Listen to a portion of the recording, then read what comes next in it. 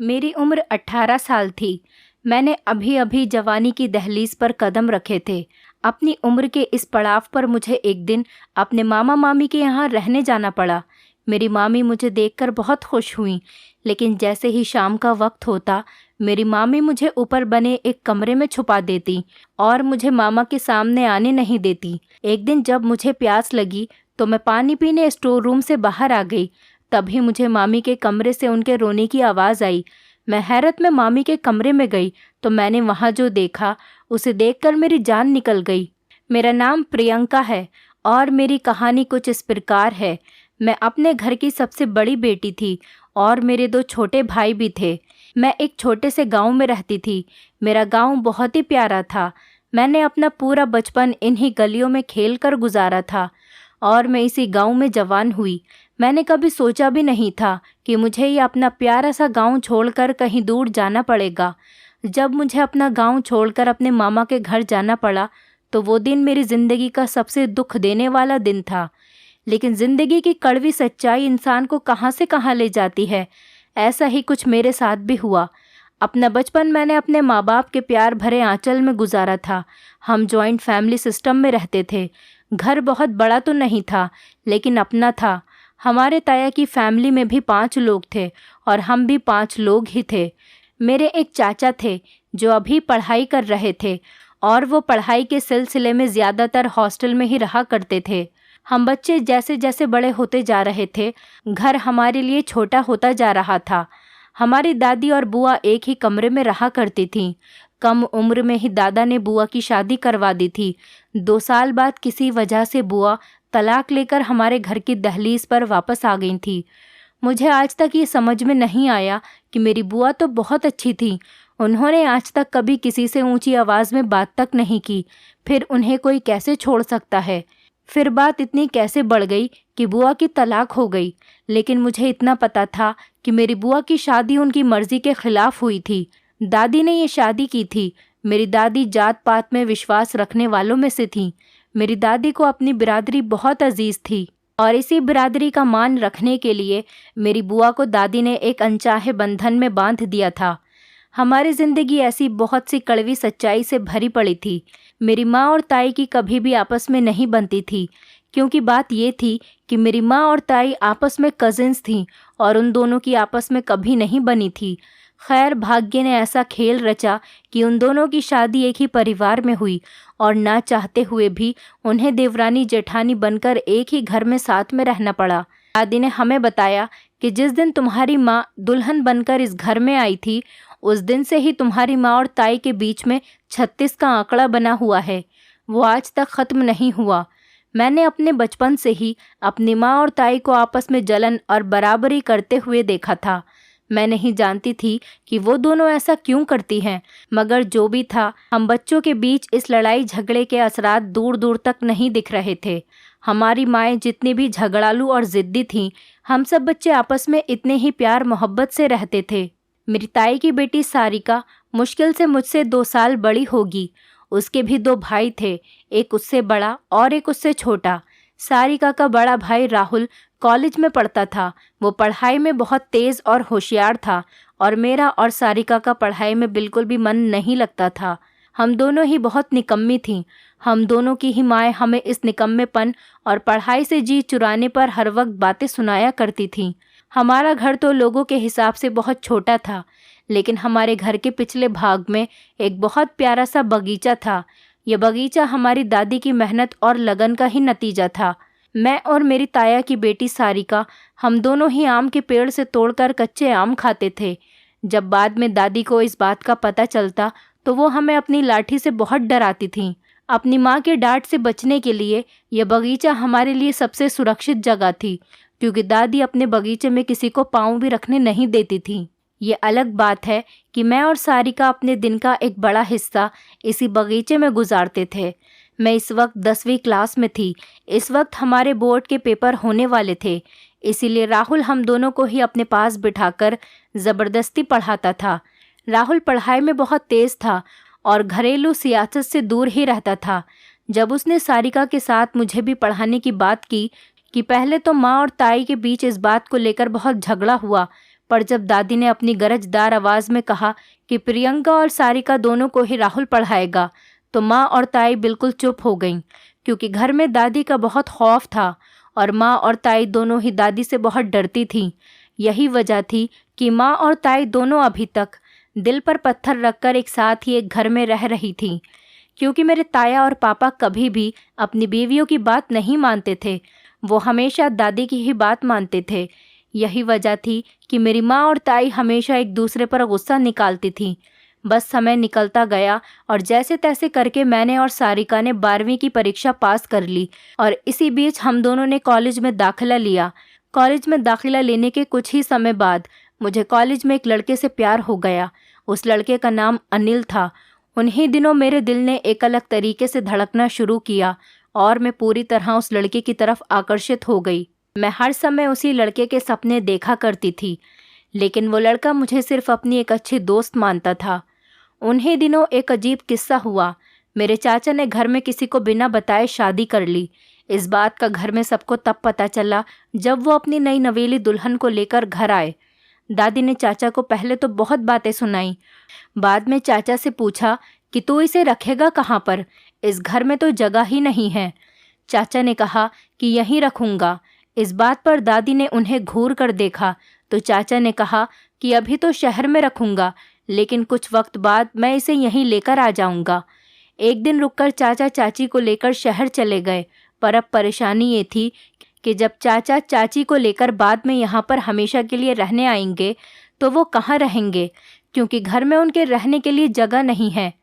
इस बात का हल मेरी माँ ने कुछ इस तरह से निकाला कि पेपर ख़त्म होने के बाद जब मेरी छुट्टियाँ पड़ेंगी तो वो मुझे कुछ दिनों के लिए मामा के घर रहने के लिए भेज देंगी और फिर बात की बाद में देखी जाएगी। पेपर जब करीब आए तो राहुल ने मुझे और सारिका को पढ़ाना शुरू कर दिया। जैसे तैसे पढ़ाई करके मैंने और सारिका ने अपने पेपर दिए। पेपर ख़त्म हुए ही थे कि चाचा वापस आ गए और मुझे अपने मामा के घर जाना पड़ा। मामा के घर जाने से पहले कॉलेज अनिल से मिलने के लिए गई, लेकिन मैंने देखा कि उस लड़के के दिल में मेरे लिए कोई जज्बात नहीं थे, पर पता नहीं क्यों मेरे लिए उससे दूर रहना नाकाबिले बर्दाश्त था। पर मुझे एहसास हुआ कि मेरा प्यार एक तरफा है और तभी मैंने मामा के घर जाने का इरादा पक्का कर लिया। पर तब भी मेरे दिल में बहुत उदासी थी और दूसरी तरफ इस बात की खुशी भी थी क्योंकि मैं पहली बार मामा के घर जा रही थी। मेरे पापा और छोटा भाई मुझे मेरे मामा के घर छोड़ने के लिए स्टेशन पर गए। मेरे मामा और मामी मुझे लेने के लिए आए थे। उस दिन दूसरी बार मैंने अपनी मामी को देखा था। उससे पहले एक बार बस मैंने उन्हें अपनी बुआ की शादी में देखा था। तब भी मामा और मामी एक रात रुककर वापस चले गए थे, क्योंकि मामा जब भी हमसे मिलने हमारे घर पर आते थे तो वो अकेले ही आते थे। वो मामी को अपने साथ लेकर नहीं आते थे। मुझे अपने मामा बहुत ज़्यादा पसंद हैं क्योंकि वो बहुत अच्छे इंसान थे। उनकी आदत बहुत ही अच्छी थी। वो किसी को भी बहुत ही आसानी से अपनी तरफ आकर्षित कर सकते थे। मामा मुझे और पापा को अपने साथ लेकर घर गए। दोपहर का खाना हम सब ने साथ में मिलकर खाया। मामी मुझसे बहुत प्यार और अच्छे तरीके से मिली थी। वो मुझसे बहुत अच्छे से बात करती थी। मेरी मामी मेरी माँ और ताई के बिल्कुल उल्टा थी। वो बहुत ही मेहरबान और अच्छी औरत थी। कभी कभी तो उनमें मुझे अपनी बुआ की छाया दिखाई देती थी। वो मेरा बहुत ज़्यादा ख्याल रखती थी और मुझे किसी चीज़ की कमी नहीं होने देती थी। मैं बहुत लापरवाह और निकम्मी थी, लेकिन इसके बावजूद मेरी मामी मुझे कभी नहीं डांटती थी, बल्कि प्यार से मुझे समझा देती थी। सारिका मुझे रोज़ ही फ़ोन करती थी क्योंकि वो मुझे बहुत याद करती थी। खैर, याद तो मुझे भी उसकी बहुत आती थी, लेकिन मैं जानती थी कि मैं उसे माँ और ताई के जंग के मैदान में अकेला छोड़कर आई हूँ। इसी वजह से वो मुझसे कॉल पर बहुत गुस्सा होती थी और मुझे बहुत बातें सुनाती थी। मैं सारिका को तसल्ली देती थी कि मैं जल्दी वापस आ जाऊँगी, तुम चिंता ना करो। मैं अपने मामा के यहाँ बस कुछ ही दिनों के लिए आई हूँ, लेकिन मेरी किस्मत ने मेरे लिए कुछ और ही सोच रखा था। मैं घर से वापस आते समय अपना दिल वहीं किसी के कदमों में छोड़कर आई थी, ये जाने बिना ही कि जिसके लिए मैं अपना दिल छोड़कर आई हूँ वो मेरे लिए कुछ जज्बात रखता भी है या नहीं। मैं बस अनजान राहों पे मुसाफिर बन गई थी। उसके बारे में सोचकर दिल में हल्की सी गुदगुदी होती थी। मेरी मामी की कोई औलाद नहीं थी। वो तन्हाई में अपना वक्त गुजार रही थी। इसीलिए मेरे घर आने से मामी बहुत खुश हो गई थी। ये बात सही है, दूसराहट से इंसान का दिल बहल जाता है। मामा बस अपने कामों में ही व्यस्त रहते थे और वो शायद ये भूल ही चुके थे कि उनकी पत्नी समय से पहले ही बूढ़ी हो रही है। कभी कभी अपनों की लापरवाही हमें समय से पहले ही थका देती है। कभी कभी मुझे अपनी मामी पर बहुत तरस आता था, जो इस घर की चार दीवारी में ही कैद होकर रह गई थी। मेरे मामा मामी से शादी करके उन्हें इतनी दूर लेकर आ गए थे कि उनका उनसे रिश्तेदारों से मिलना जुलना भी नहीं हो पाता था। यही वजह थी कि मेरे आने से मेरी मामी बहुत ज़्यादा खुश थीं। मेरे मामा के घर के बराबर में ही एक औरत रहती थी जो लड़कियों को सिलाई कढ़ाई सिखाने का काम करती थी। मैंने मामी से कहकर उस औरत के यहाँ सिलाई कढ़ाई सीखने जाना शुरू कर दिया था, मगर मुझे सिलाई सीखने के दौरान भी हर वक्त मामी का ही ख्याल रहता था कि मेरी गैर मौजूदगी में मामी घर में अकेली और तन्हा होंगी। मेरी दोस्ती वहाँ पर सिलाई सीखने वाली एक लड़की से हो गई जिसका नाम सोफिया था। सोफिया और मैं कुछ ही समय में बहुत अच्छे दोस्त बन गए। सोफिया बहुत ही चुलबुली और जिंदा दिल लड़की थी। उसे देखकर ऐसा नहीं लगता था कि कभी कोई दुख भी उसके पास से होकर गुजरा हो। वो हमेशा मुस्कुराने वाली लड़की थी। वहाँ पर मेरा समय बहुत सुकून से गुजरता था। मामा सुबह के गए शाम को वापस लौट कर आया करते थे। इसी बीच मेरी मामी से बहुत सारी बातें होती थीं। दिन तो बिल्कुल ठीक ही गुजरता था, लेकिन जैसे ही शाम का समय होने लगता तो एक बहुत ही अजीब बात होती थी। वो बात ये थी कि मामी मुझे जल्दी से खाना खिलाकर मामा के आने से पहले ही ऊपर बने एक रूम में छिपा देती थी।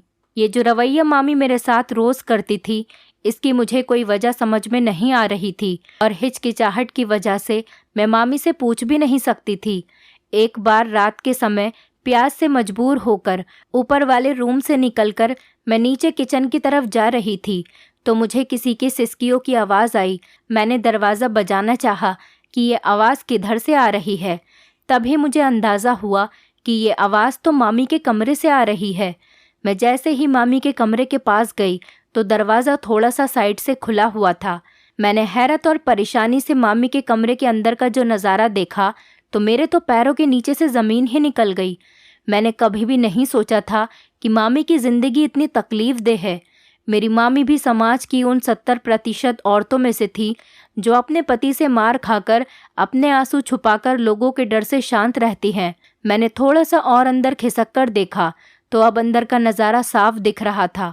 मामी बेचारी ज़मीन पर पड़ी सिसक रही थी और मामा बेदर्दी से मामी को पीट रहे थे।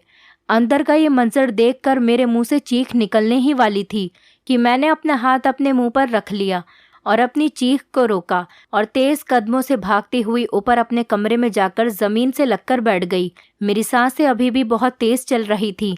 मेरा दिमाग अभी कुछ देर पहले हुए वाक़ये को कबूल नहीं कर पा रहा था। मैं बिल्कुल ही बदहवास हो गई। मेरी आंखों से आंसू बहने लगे। मामा का ये रूप मेरे लिए बहुत ही ज़्यादा तकलीफ़देह था। बाहर से बहुत ही नरम दिल दिखने वाले मामा का असल रूप ये होगा, मैंने कभी सपने में भी नहीं सोचा था। मैं पूरी रात वहीं ज़मीन से लगी आंसू बहाती रही। मामा मामी की शादी को 12 साल का समय गुजर चुका था। न जाने मामी कब से मामा की ये मारपीट बर्दाश्त कर रही थी। इस सब के बावजूद भी मामी ने आज तक किसी से कोई गिला शिकवा नहीं किया था। वो बहुत सब्र और शुक्र करने वाली औरत थी, मगर अब बात हद से ज़्यादा आगे बढ़ गई थी। अब तो मामी की जवानी का सूरज भी ढल चुका था। मामा को अब तो मामी की बढ़ती उम्र का ख्याल रखना चाहिए था। मामा शायद उन मर्दों में से थे जो औरत को अपने पाँव की जूती समझते हैं। मैंने अपनी ज़िंदगी में पहली बार किसी मर्द का ऐसा रूप देखा था।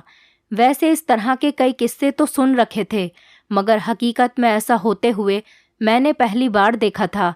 मेरे ताया और मेरे पापा मेरी माँ और ताई पर बेशक बहुत रोब और दबदबा रखते थे, मगर कभी अपनी औरतों को बेइज्जत नहीं किया था और ना ही उन्होंने कभी उन पर हाथ उठाया था।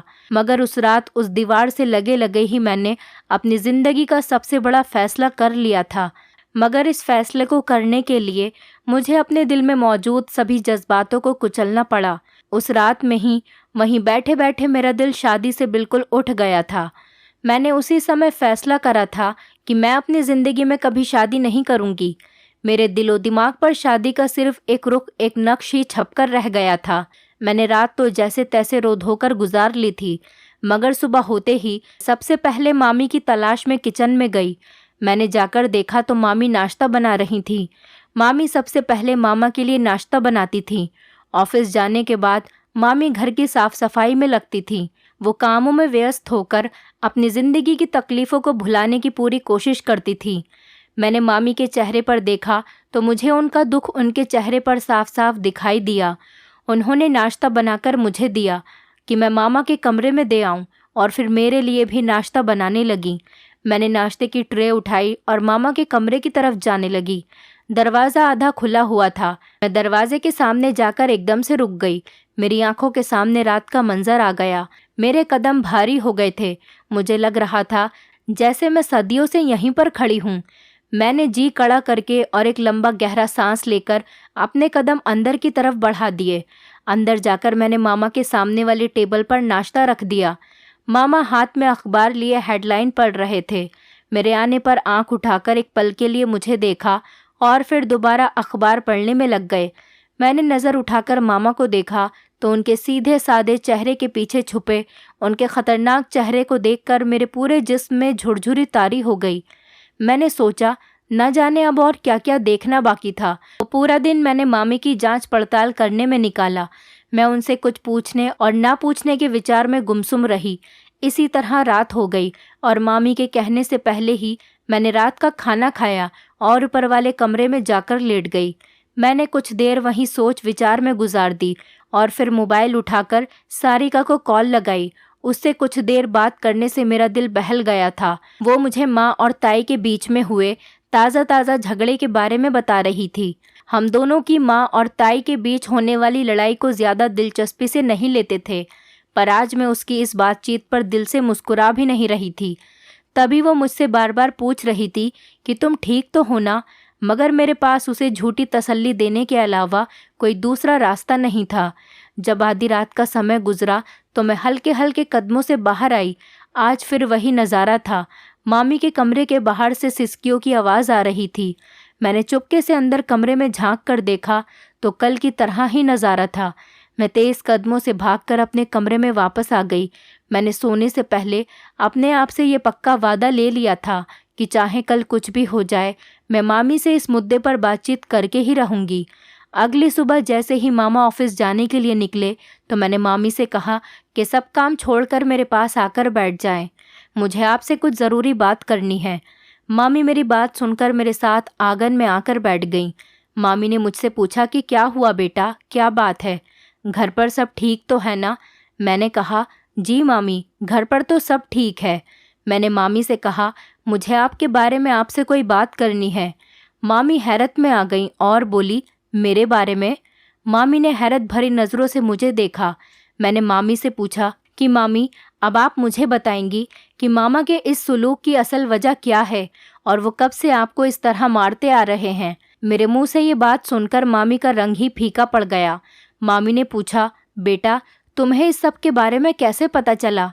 तो मामी को मैंने उस रात के बारे में बताया और कहा कि मैंने मामा को आपको मारते हुए देख लिया था।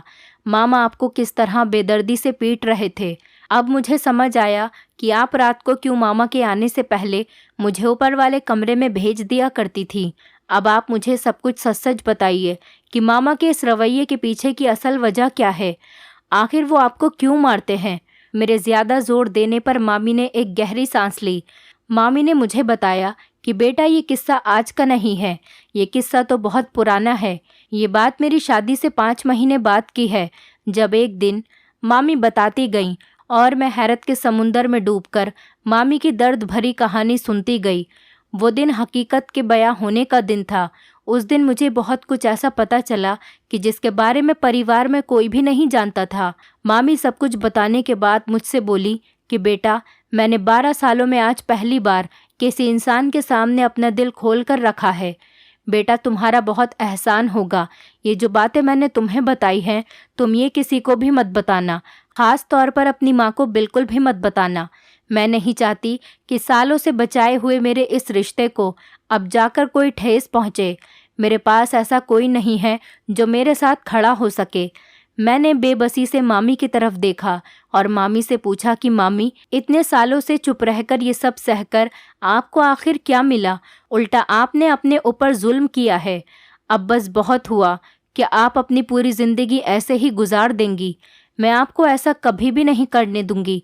मेरी बात सुनकर मामी ने कहा कि तुम अभी बच्ची हो और इन सब बातों को नहीं समझती हो, इसलिए इस तरह की बात कर रही हो।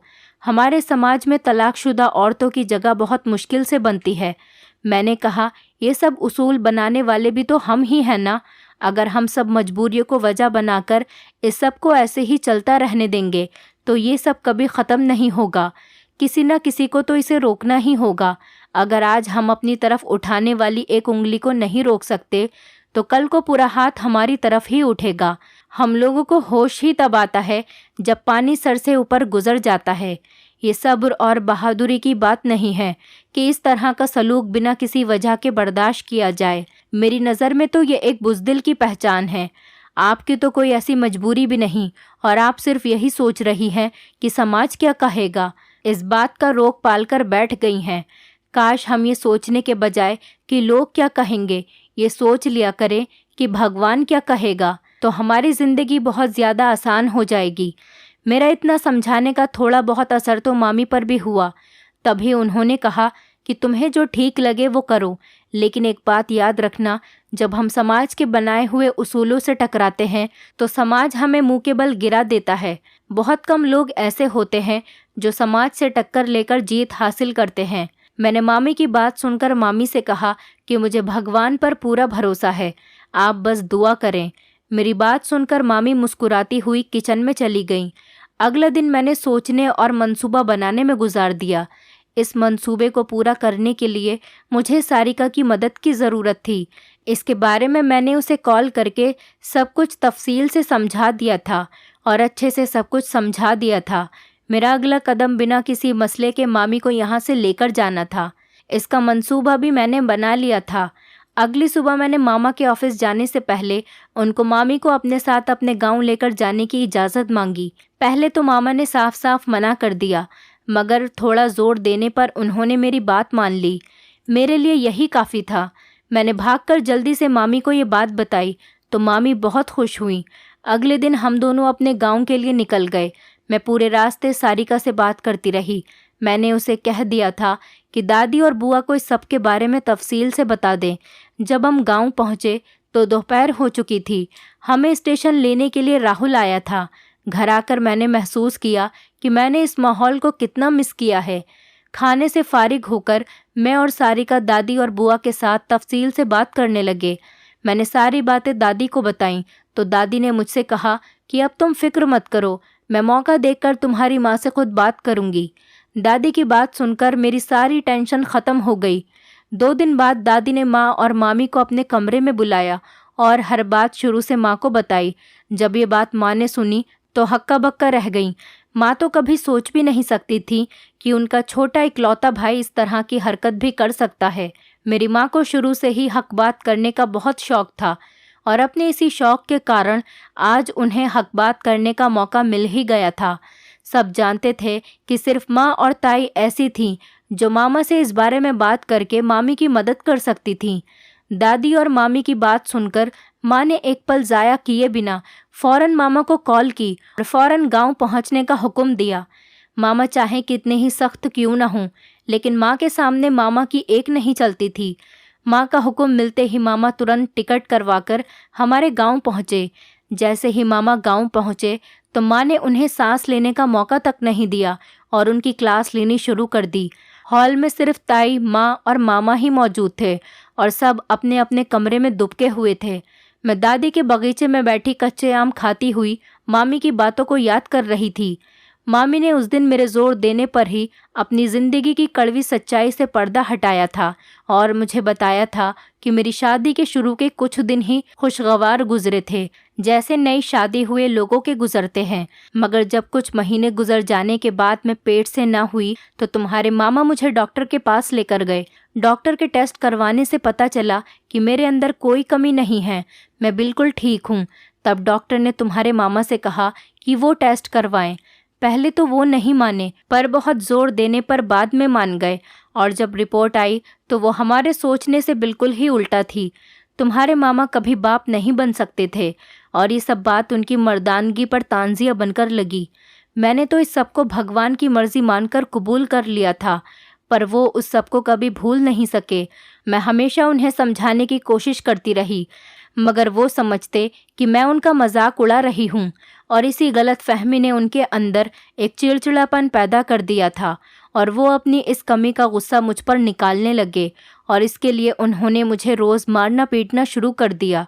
मैं अपना मुंह बंद रखने पर मजबूर थी। मैं अलग शहर में चुप रहने के लिए मजबूर थी। उनका जो मन चाहता वो करते थे। मामी की ज़िंदगी बहुत तकलीफ दे थी और इसीलिए मैंने ये कदम उठाया था कि मामी की ज़िंदगी में थोड़ी खुशियाँ आ सके। शायद उनकी ज़िंदगी का रुख पलट जाए। हॉल से मामा और माँ की मिली जुली आवाज़ें आ रही थी। मैं उठकर सारिका के पास जाकर बैठ गई। माँ और मामा की झड़प का नतीजा ये निकला कि गुस्से में मामा मामी को तलाक देकर पास में खड़ी टेबल पर ठोकर मारकर वहाँ से चले गए। इस बात को कुछ दिन गुजर गए थे। मामी पड़ोस में ही किराए का घर लेकर उसमें रह रही थी। मुझे भी साथ में ही रख लिया था।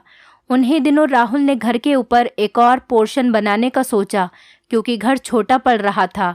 मेरा कमरा तो पहले ही चाचा और चाची के इस्तेमाल में था, इसीलिए राहुल ने ऊपर अलग पोर्शन बनाने का इरादा किया था और इस काम के लिए राहुल ने दादी को मना भी लिया था। दादी भी इस घर में कोई बदलाव नहीं चाहती थी, क्योंकि उन्हें यह घर बहुत प्यारा था। कुछ समय बाद मैं और सारिका कॉलेज पास कर चुके थे, तो ऊपर का पोर्शन भी पूरी तरह से बनकर तैयार हो चुका था। उन्हीं दिनों माँ और ताई की कड़ी कोशिशों के बाद एक उम्र में बड़े मगर अच्छे आदमी से मामी की शादी करवा दी गई। मामी अब अपनी ज़िंदगी में बहुत खुश थीं। उन्हीं दिनों राहुल भी नौकरी करने लग गया था और तभी ताई राहुल की शादी के लिए अच्छी लड़की की तलाश करने लग गई थी। मेरा तो शादी से भरोसा ही उठ गया था। सारिका ने मुझे बताया कि ताई ने राहुल के लिए एक अच्छी लड़की ढूंढ ली है और अब राहुल भैया की शादी उस लड़की से हो जाएगी। राहुल का रिश्ता पक्का होने के कुछ ही दिनों बाद उसकी शादी बहुत धूमधाम से हुई। हम सब ने उसकी शादी में बहुत ही मज़े किए और धीरे धीरे माँ और ताई के बीच की लड़ाई झगड़ा भी ख़त्म हो गया। अब हम सब अपने पूरे परिवार के साथ मिलजुल कर बहुत खुशी से रहते हैं। दोस्तों, उम्मीद करती हूँ आपको हमारी कहानी पसंद आई होगी। कहानी पसंद आई है तो वीडियो को लाइक करें, चैनल पर नए हैं तो चैनल को सब्सक्राइब करें और हाँ, नोटिफिकेशन बेल को ज़रूर दबाएं ताकि अगली अपडेट सबसे पहले आपको मिले।